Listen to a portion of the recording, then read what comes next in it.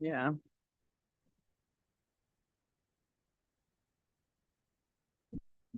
All right, everyone, we're going to go ahead and get started. You're probably not used to seeing me lead this meeting. I have led other committee meetings, but I'll go ahead and be leading this meeting at this time. Good afternoon.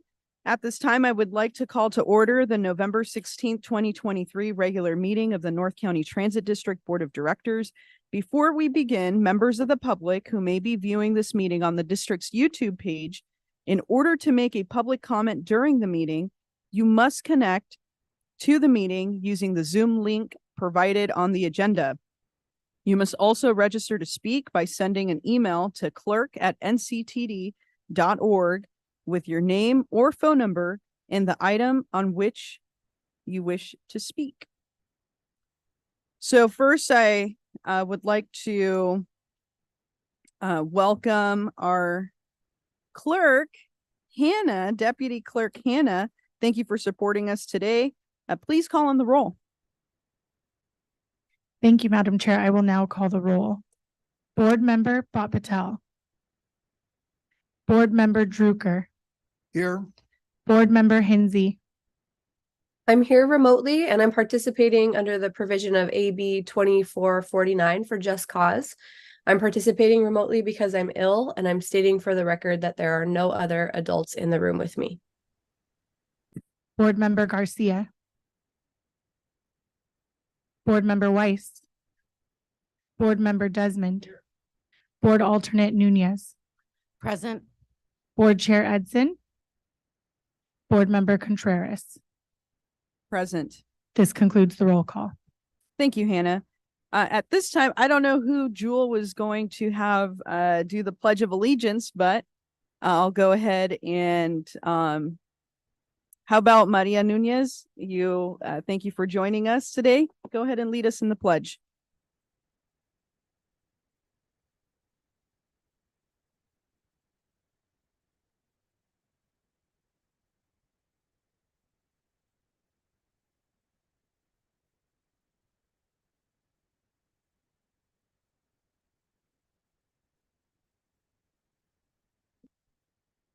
All right, thank you. And Hannah, can you please provide a safety brief and review the evacuation procedures? Thank you, Madam Chair. I will now read the safety brief and evacuation procedures. In case of an emergency, I will dial 911. In case of an evacuation, please take the stairs. Do not use the elevators.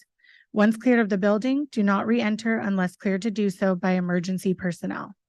There are fire extinguishers and first aid kits on each floor of the building.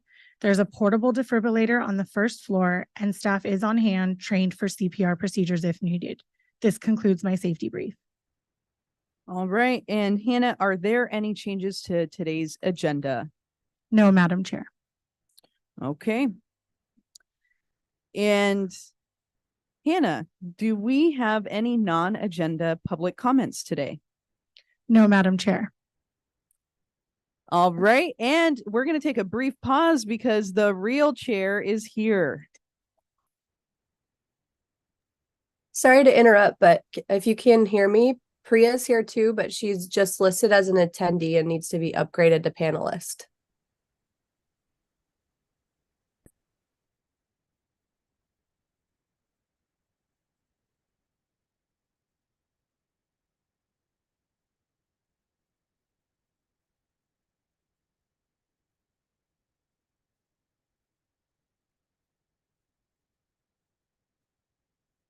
Hello, everyone. Thank you for your patience. Before moving along, I'd like to take a moment to outline a couple of meeting protocols. In order to make this meeting as efficient as possible, I ask board members to please hold your comments and questions until after the agenda items have been presented. And when the time comes for questions and comments, that you raise your hand, catch my eye, or give me a nod and wait until you're called upon to speak. The first item on our agenda today is approval of the October 19th, 2023 regular board meeting minutes. May I have a motion? Contreras moves to approve. Second. Motion by Contreras, second by Drucker. Please call the vote. Thank you, Madam Chair. I will now call the vote. Board Member Bhat Patel, Aye. Board Member Druker, Yes. Board Member Hensy, Yes. Board Alternate White, Yes. Board Member Weiss, Board Member Desmond, Yes. Board Alternate Nunez, Yes. Board Chair Edson, Yes. Board Member Contreras. Aye. Thank you, board members. The motion passes and the minutes for October 19th regular board meeting are approved. Thank you. We have 15 items on consent agenda today. I'm sorry, just a moment. Priya, could you please state for the record your AB 244 compliance? Yes. Give me one moment. Let me just pull it up right here. And I believe that's AB 249. I misspoke. 2449. Yes. So, 449. Thank you. yes, of course. So, under the provision of AB 2449 for Just Cause, I'm participating remotely because I have a caregiving need for my kid. I'm stating for the record that there are no adults or any adults in general in this room with me at this time. Thank you very much. Now we have 15 items on the consent agenda for action today. Hannah, have any members of the public requested that any consent items be pulled? No, Madam Chair. Thank you very much. At this time, we are ending the public registration to speak on this item. Do any board members wish to pull any items from consent? Seeing no hands, head nods, or anything else? May I have a motion? I'll move to approve the consent calendar. I'll second. Motion by Desmond, second by Contreras. Please call the vote. Thank you, Madam Chair. I will now call the vote. Vice Chair Bhat Patel, Aye. Board Member Druker, Yes. Board Member Hensy, Yes. Board Alternate White, Yes. Board Member Weiss, Yes. Board Member Desmond, Yes. Board Alternate Nunez, Yes. Board Chair Edson, Yes. Board Member Contreras. Aye. Thank you, board members. The motion passes and consent items 1 through 15 are approved. Thank you very much, Hannah. The final item on today's agenda will be a presentation and a recommendation to adopt the Human Trafficking Prevention Month Pledge. NCTD places a high priority on promoting a safe and secure environment for its writers, the public, and the system as a whole. Human trafficking is a serious crime that can negatively impact the district's efforts and the lives of our writers. To further our efforts, NCTD takes steps to proactively communicate the concept of public security awareness and provide education about human trafficking to the communities we serve. Karen Tucholsky, Chief Operations Officer, Operations Support Services, will present an overview of this issue along with information about NCTD's efforts to promote prevention of this serious crime. With Karen today is Isaac McKeithen. Is that correct? Thank you. FRA Railroad Safety Specialist Team 7. Karen and Isaac, you have the floor. Thank you, Chair. Good afternoon, board members. We appreciate the time to present information on this very important issue here today. Next slide. So I'm going to start out with just a little bit of background, excuse me, a little bit of background information. I know everyone is probably familiar with the term of human trafficking, but just to put a little bit more clear context around what that actual definition is. It's defined as the use of force, fraud, or coercion to compel a person into commercial sex acts, labor, or services against their will. Note that the coercion can be in different types. It can be subtle or overt, physical or psychological. And also very important to note that the exploitation of a minor for commercial sex is human trafficking, regardless of whether there's any force, fraud, or coercion. The three essential elements of a human trafficking violation are action. The trafficker does have to recruit, transport, or otherwise obtain that person for the services. The means, which is that use of force, fraud, or coercion that we've talked about, and the purpose. Their purpose is to exploit that person's labor or services. Next slide. So as you can see here, it's estimated that there are approximately 28 million individuals, adults and children worldwide who are subjected to human trafficking. Specific to our region here in San Diego, the FBI has ranked us as one of the 13 regions with the highest incidence of trafficking, which is very significant, of course. Human trafficking can happen anywhere. With 28 million potential victims around the world, that tells us that this is gender neutral, race neutral, ethnicity. There's no type that falls into this crime. It is something that affects everyone. And it's also important to note that often language barriers or other fears are prohibiting individuals who are victims from speaking up and coming forwards. So unfortunately, human trafficking is a hidden and invisible crime. And we are trying to do what we can here to help bring this out into the light and shed information on it so that we can do our part to protect and prevent against it. Next slide. So these are just some general myths and misconceptions versus facts. We've talked about the first couple already. A lot of people think that human trafficking doesn't occur here in the United States. It does. It's everywhere around the world.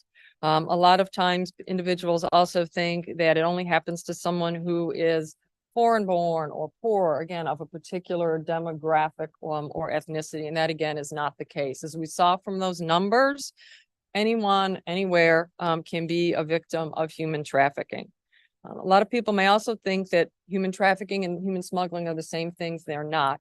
Human trafficking is based on that exploitation, and it doesn't relate necessarily to movement across a border. There may or may not be movement across a border. It's not required. But smuggling is that movement of a person across a border with that individual's consent. So two very different crimes, both very serious, but two very different crimes. And talked a little bit about this again on the last point. People think that the victims will attempt to seek help when they're in public. As we've talked about, they are victims of this crime because they're being threatened and coerced and are afraid. So they are not likely to come forth and ask for help or assistance when they are in public. So what is the response? Go back almost 20 years to the Trafficking Victims Protection Act of 2000, which first empowered the government with some tools and resources to really mount a comprehensive campaign against modern forms of slavery. And this established the 3 Ps on this fight against trafficking: protection, prevention, and prosecution. In 2010, President Obama signed a declaration designating January as National Human Trafficking and Slavery Prevention Month, and all the presidents thereafter have maintained this designation. That's really showing how important it is here to our government that we do take a strong stance against this crime. The Department of Homeland Security has a Blue campaign. That's a national public awareness campaign that's designed to educate the public, law enforcement, and other industry partners to help us recognize indicators of human trafficking and understand how to respond to possible incidents. Next slide. Another agency, very important agency that we all work here with, the Department of Transportation. They have initiated the Transportation Leaders Against Trafficking Initiative, which is where today's pledge is really based in. So as you can see, the DOT has a very comprehensive initiative that they are taking. They're focusing on industry leadership, getting industry leaders to step up and participate and do their part to help take action against this serious crime. Heavy focus on education and training, along with policy development as well. So they want to encourage organizations to incorporate these types of considerations into policies where it may be appropriate to do so. Of course, the public awareness and outreach is important as well. So the DOT is not looking just at internal industry leaders, but also looking to share information and promote information and awareness outwards to the public at large. And of course, information sharing and analysis, really trying to get that data-driven approach initiated within the industry so that everybody has the same facts and the same information, and we can start getting hopefully a better handle on what the incidences are and what the impacts are in our respective communities as well as across the nation at large. So what is NCTD doing? NCTD has been consistently training all of our employees on human trafficking and the types of things that we've just talked about here. What are the indicators? What are the responses that you as an employee should take? How should you report if you see or suspect something? We do that training for new hires, and then we do it annually as part of our refreshers as well. We also support and participate in the Department of Human Services Blue Campaign, which again, we talked about is a very important awareness campaign about the crime and ways that victims or others can report or reach out for services. We have awareness and resource posters at our transit centers. This is actually a poster of one as well, and this is consistent also with the county requirements for the notification that are effective through Senate Bill 1193, I believe it is. We have information in our Rider's Guide as well on human trafficking in terms of awareness and resources. And we also have information up on our gonctd.com website on our safety and security page. Moving forwards, we're going to be going a little bit farther on this, and we're going to be getting these posters reduced significantly and getting some more information out on our revenue vehicles as well, so that it's not just at the stations itself, but it's out there on the vehicles when people are out there riding them. And particularly important that if anyone who is a victim is out there on those modes, they can see that information and have something to look at to help say, this is where I can reach out for help. This is a resource that can maybe help me get out of this situation. So with that, our recommendation for today is twofold. We ask the board to adopt a proclamation recognizing January 2024 as Human Trafficking Prevention Month, and authorize the executive director to execute the Department of Transportation's Transportation Leaders Against Trafficking Pledge. That concludes my presentation. Before I guess I would turn it back for questions. I did want to turn it over to Mr. McKeithen for a few short comments from the FRA. And hi, everyone, and thank you for having us here from the FRA. We just really want to say thank you for your attention to this crime and this subject. We know how hard it is, and we also want to thank you for the hard work that you're already doing. So we appreciate your efforts, and we appreciate the continual partnership between FRA and CTD. Well, thank you both, Karen and Isaac. That was very compelling and informative and necessary. So thank you very much. With that, Hannah, are there any public comments on this item? No, Madam Chair. Okay, I'll move to board comments or questions, and then I will do the dais first, and then anyone who's remote. So Board Member Contreras. Thank you so much for the presentation. I just have a few follow-up questions regarding some of the actions that NCTD is taking. First of all, I just want to say to staff and to the entire agency, thank you for taking these actions. Can you describe a little bit about any additional training? Is there advanced training that is available for our bus operators and conductors? So I can't speak to the bus operators. I would have to defer a little bit more to MV on that one. I haven't worked as closely with them, working directly with our employees here. We currently don't have any type of advanced training. We do provide the same training to everyone. I think the difference on the train conductor or train crew side is more about the reinforcement and the ongoing efforts of our supervisors to really reinforce all of the security initiatives. I haven't come across any advanced training other than, you know, the training that we've already seen, but that certainly is a good thought and something I should definitely keep an eye out for. So I like that suggestion. Okay, yeah, I just wanted to ensure. I mean, unfortunately we sit in a situation where San Diego is a hotspot for human trafficking.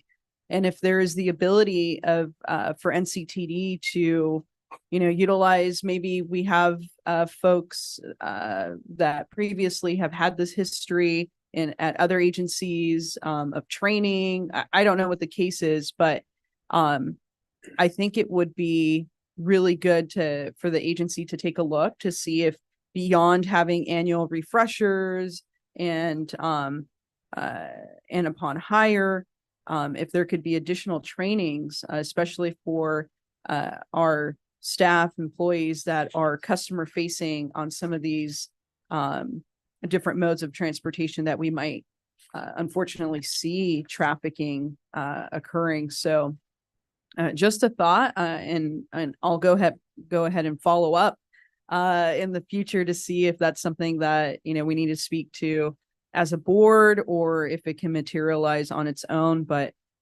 it's always good to continue to do more in the face of human trafficking.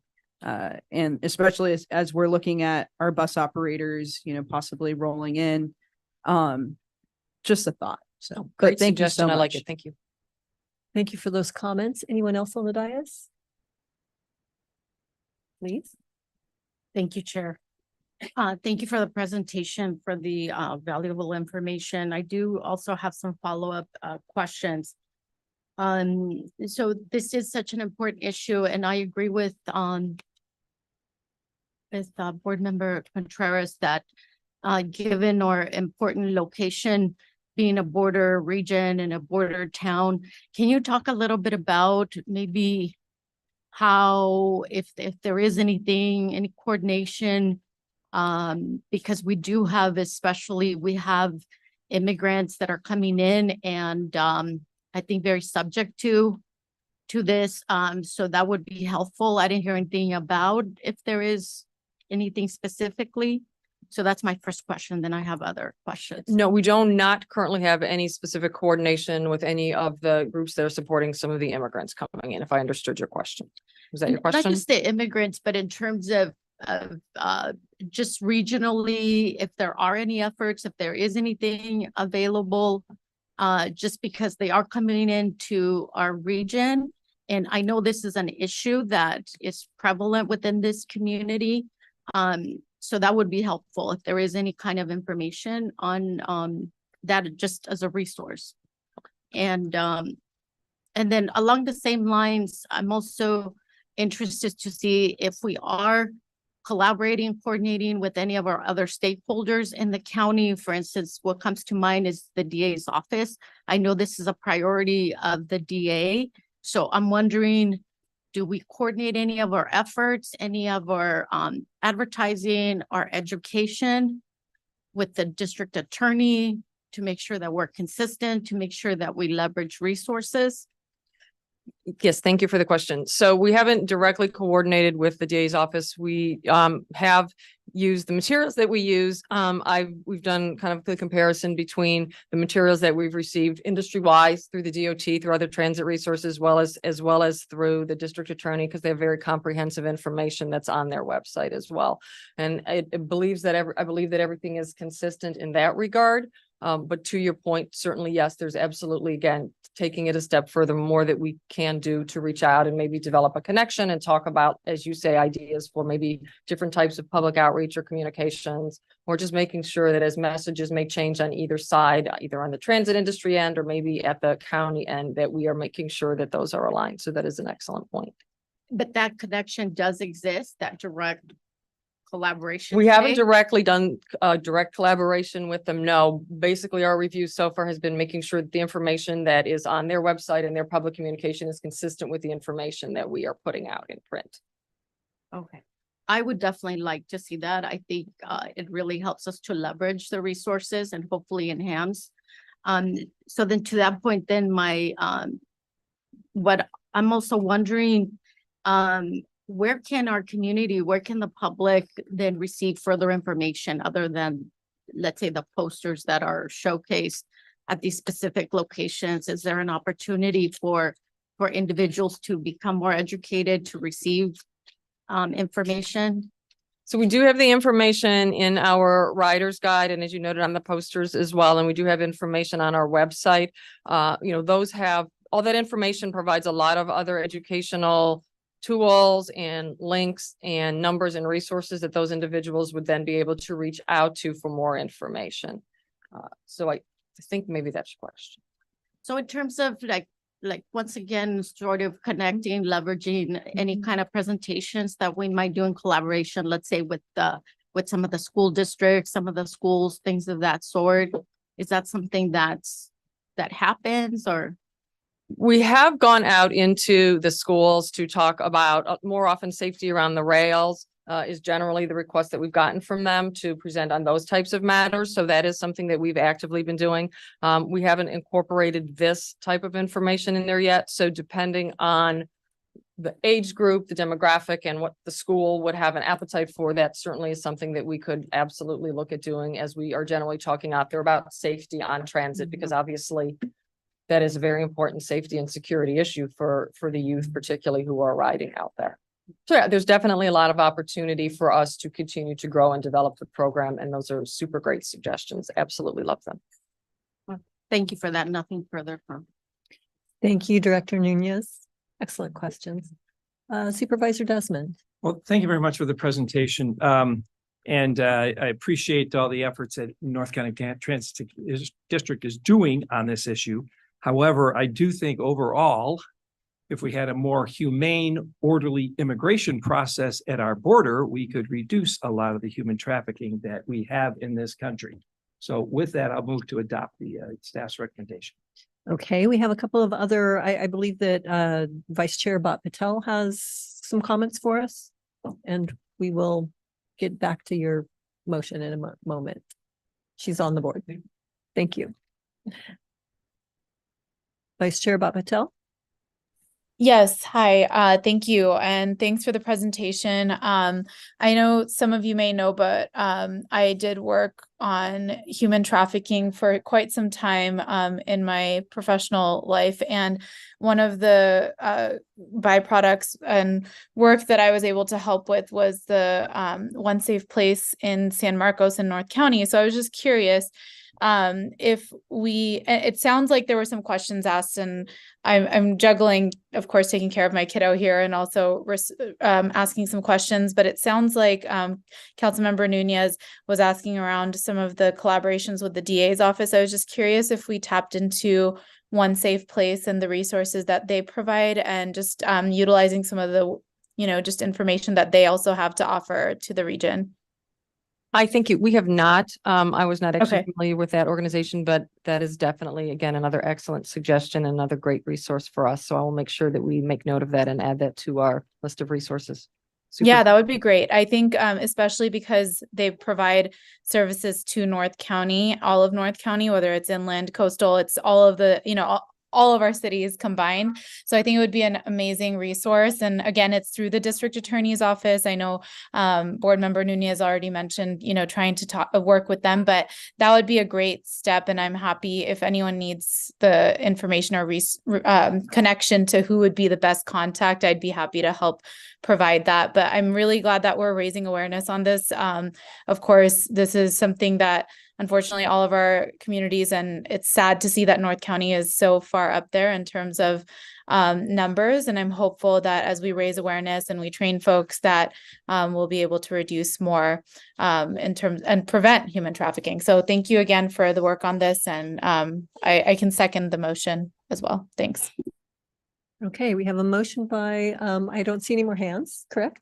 Okay, we have a motion by Board Member Desmond, second by Vice Chair Bhat Patel. They both stole my thunder. I wanted to move on this one, but please call the vote.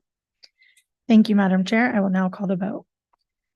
Vice Chair Bhat Patel, Aye. Board Member Drucker, Yes. Board Member Hensy, Yes. Board Alternate White, Board Member Weiss, Board Member Desmond, Yes. Board Alternate Nunez, Yes. Board Chair Edson, Yes. Board Member Contreras. Aye. Thank you, board members. The motion passes and consent item 16 is approved.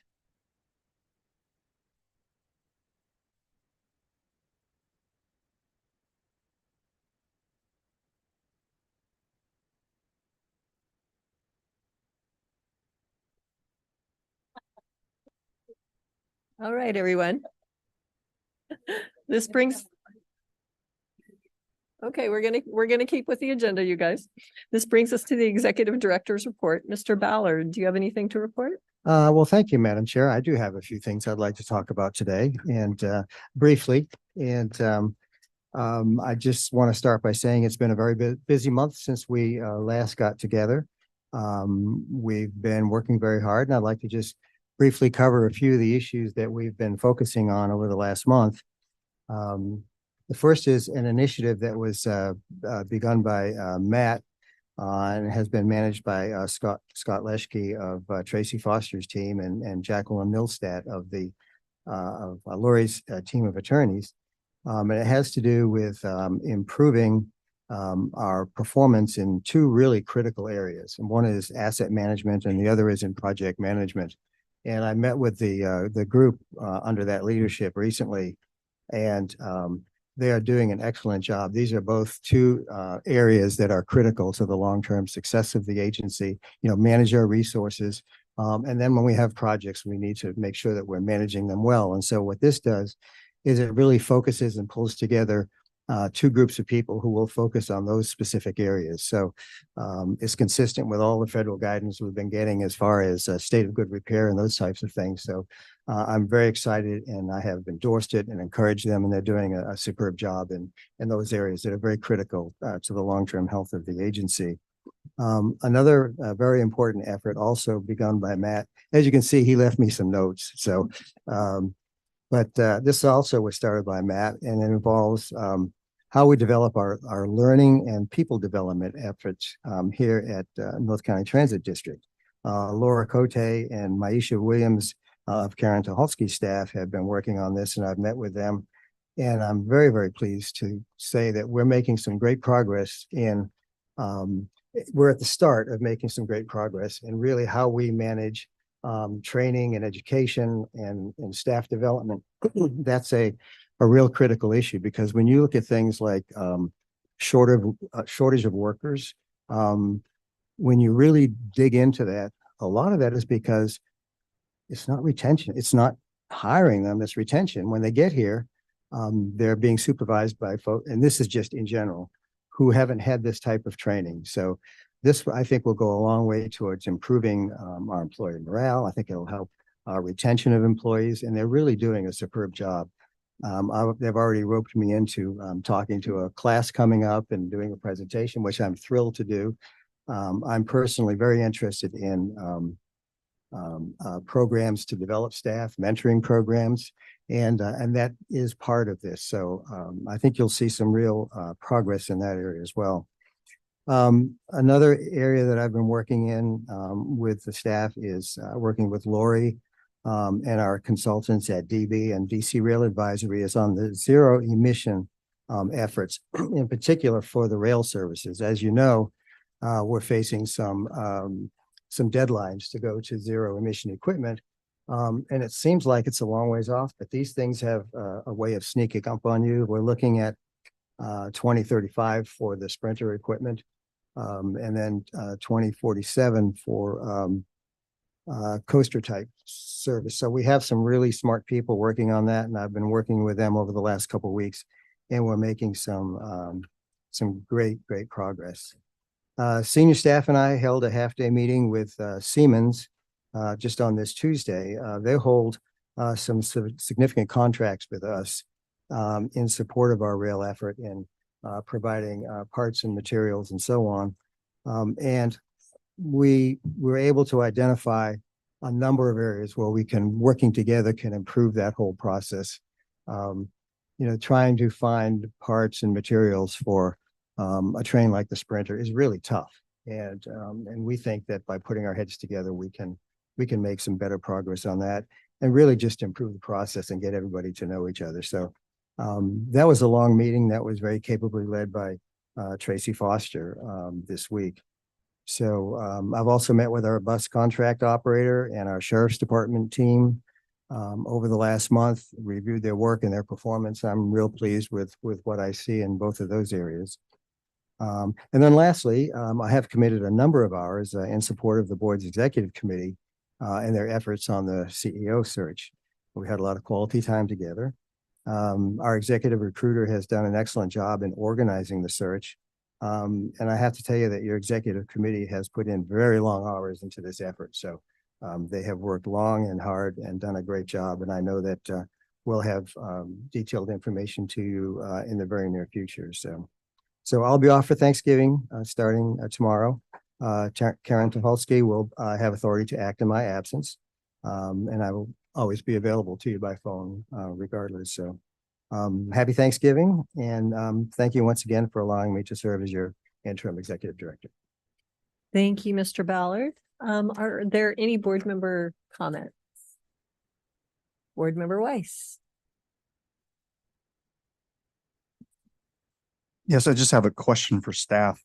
In our previous agendas, we used to get a monthly transit operations performance report, and I noticed it wasn't part of this agenda. Is it going to be part of future agendas?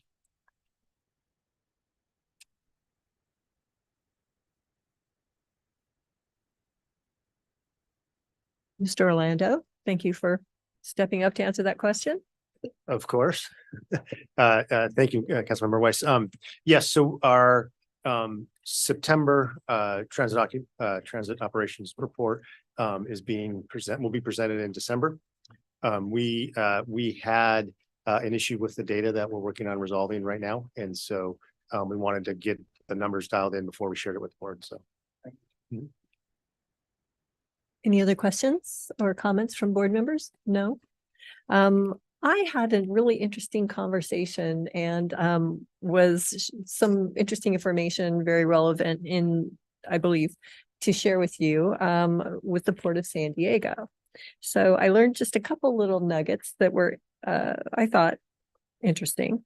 And so according to the port, this past year, the port shipped approximately 363 metric tons of cargo and shipped approximately 146,068 automobile units, or 204,495 metric tons. They believe there may have been additional freight, but BNSF would have that information. So I thought this was interesting. And also, there was a question of what impact would it have to the port if the low sand corridor was closed?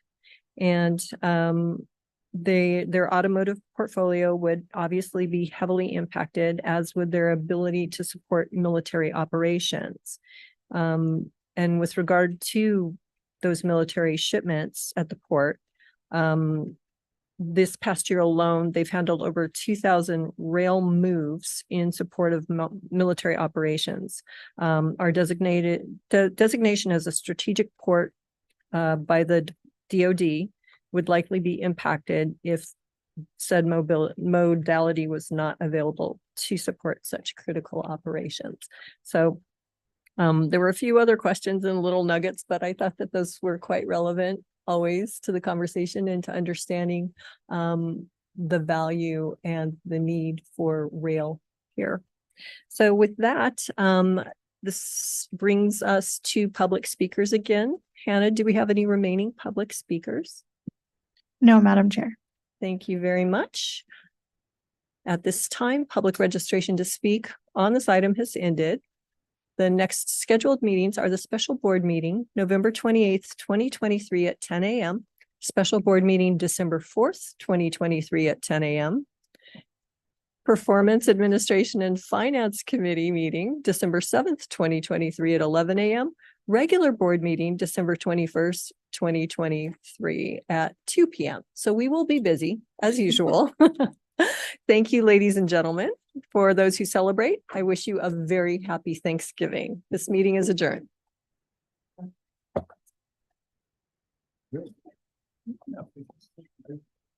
Family nuggets.